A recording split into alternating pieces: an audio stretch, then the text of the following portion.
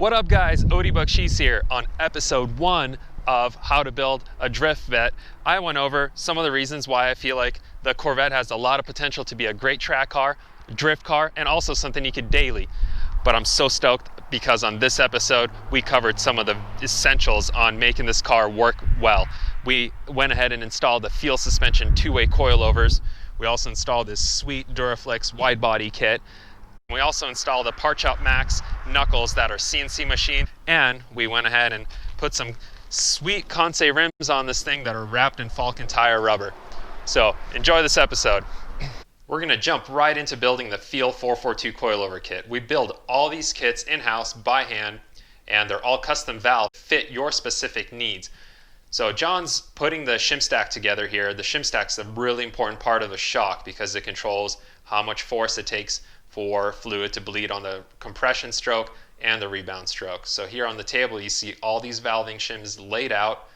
He's carefully double checking that he laid them out accordingly. There's a chart on the table opposing him that he's looking at, and he's just double checking to make sure that he's laying them out based off the chart that is needed to make this Corvette work well. This is a two-way adjustable kit, so that means we can adjust the compression softer or firmer independent of the rebound. After John's done making sure all the shims are laid out accordingly, he's stacking them onto the shock shaft. So right now he's attacking the compression stack, stacking it all up. After the compression stack's done, he's able to put the actual piston on and start stacking the rebound. Clean it all off, make sure it's nice and dry, Loctite, and tighten the nut that holds the valving assembly on. Here he is assembling the compression reservoir.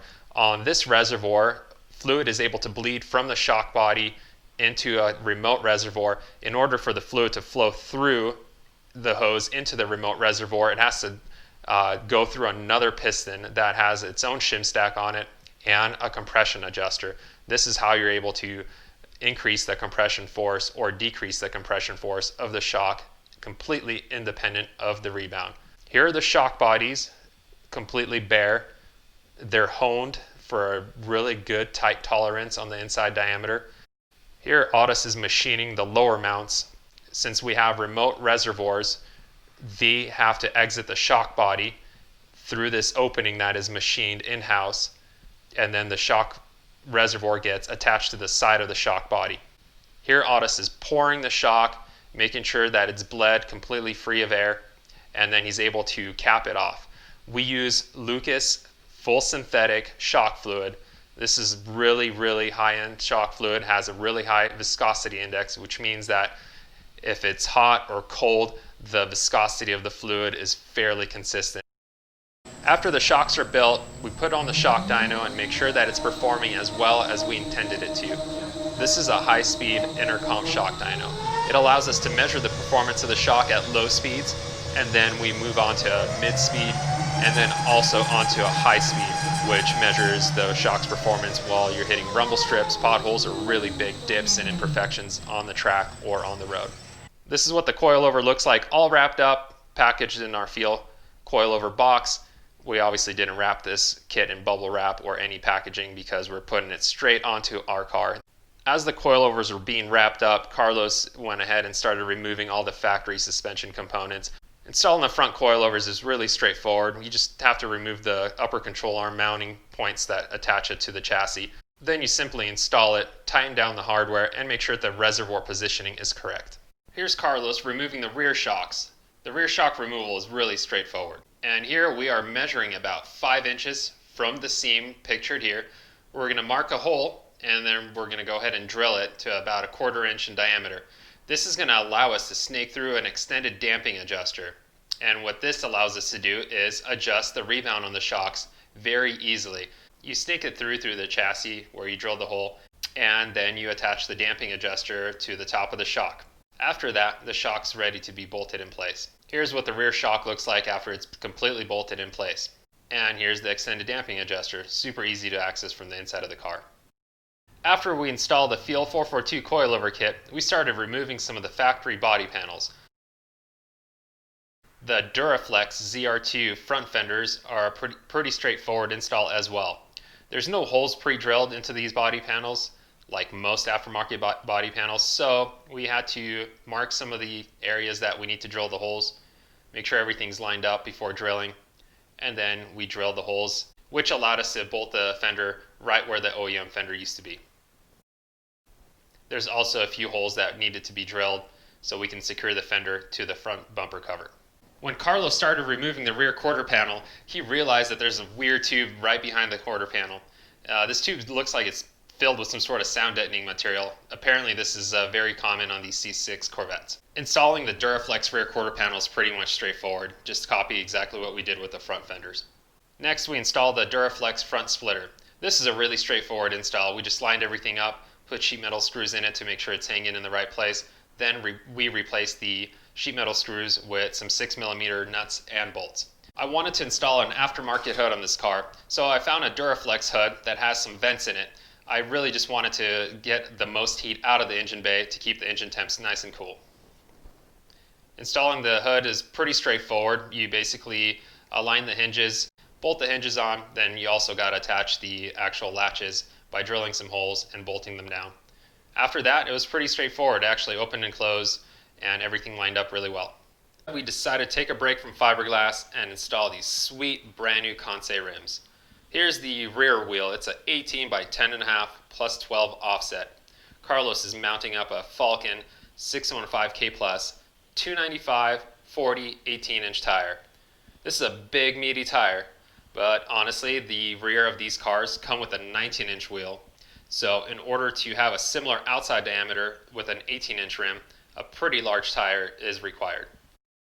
On the front end, we're actually installing this 20mm spacer. Even though we're running an 18 by 9 plus 12 offset rim, the fenders are so wide that we're able to increase the track width even more. Here's what the outside of the car looks like with the rims installed at full droop. So I think having the 20mm spacer and a plus 12 offset rim in the front is ideal with these Duraflex ZR2 fenders, and also in the rear, the 18 by 10.5 plus 12 rear rims is ideal with a big meaty tire and these ZR2 really wide rear quarter panels.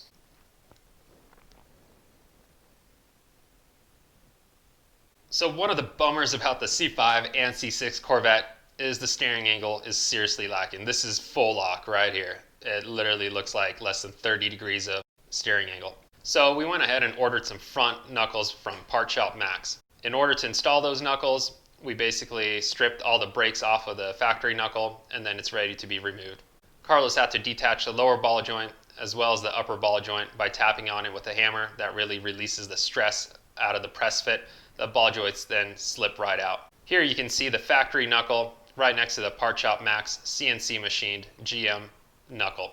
So Part Shop Max takes this OEM brand new knuckle and they machine it in order to have more steering angle. When you lay them on top of each other, you can really see the steering arm is much shorter than the factory knuckle. And you can also see all the CNC'd provisions in order to have more clearance at high angle. Those are basically windowed out, so the outer tie rod has more room without interfering at full lock. To install this knuckle, you basically transfer over the wheel bearing, and then you just reattach the lower and upper ball joint, outer tie rod, and reinstall the brakes. After installing these Part Shop Max knuckles, it was refreshing to finally see some serious lock out of this car. This is a huge improvement, and another thing that's cool is that the Ackerman angle looks like it's spot on. We're shooting for about 5 to 7 degrees. So what do you think this thing weighs? 2,900.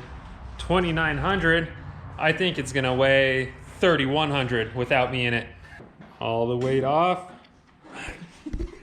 Oh! I was only 87 pounds off. 47% rear, so it's over 52% front without me in it.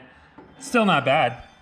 The steering knuckles were really the last piece of the puzzle as far as suspension concerned. So now we're able to align and corner balance this car. We're running about plus 20 minutes of positive camber in the rear, and to square it up, we're using this Wonder Aligner. You can see the laser pointing at the front target. We're gonna run about a 1/16 of toe in the rear, keeping this car as neutral as possible with those big meaty tires. After squaring up the back of the car, we squared up the front, and we're running about an 1/8 inch toe out and about 3 degrees of negative camber. We corner balanced the car with me in it, and here's a quick snapshot of what it looks like without me in the car. Still pretty well balanced. After the spring preload and height is finalized, I'm able to install these Feal shock covers onto the shocks. Here's what it looks like after it's installed. These basically just Velcro on, and they're super easy to remove if you want to further adjust your coilovers in the future. After aligning the car, the last piece of the puzzle was installing these side skirts. These were really straightforward. We just notched out the areas that the jacking points go to the car, so that way we could stick the lift under there. Then we lined this thing up where we wanted it to be. Then Carlos drilled some holes right through the side skirt into the factory fiberglass. Then we were able to attach it with some 6mm bolts and nuts. We went ahead and used a hole saw to go through the first layer of the side skirt, which allowed us really nice access to attach the bolt and nut. And here's what the rest of the car looks like with the body kit installed before it's painted. I'm really digging the way this car came out with this wide body kit, the side skirts, and the front splitter. I think it's looking really aggressive. It's rad pulling this thing out of the shop, parking it in the parking lot, and just admiring overall the difference that this body kit made to the car. I hope you guys really enjoyed this episode because we did some serious mods to transform this thing to where it's at right now. On the next episode, I'm going to show you how to install some FIA certified Cobra seats using planted seat bases, an Odi signature NRG race steering wheel, and we're going to cover some of the really important things left mechanically on this thing before we can hit the track. So stay tuned and subscribe. See you next time.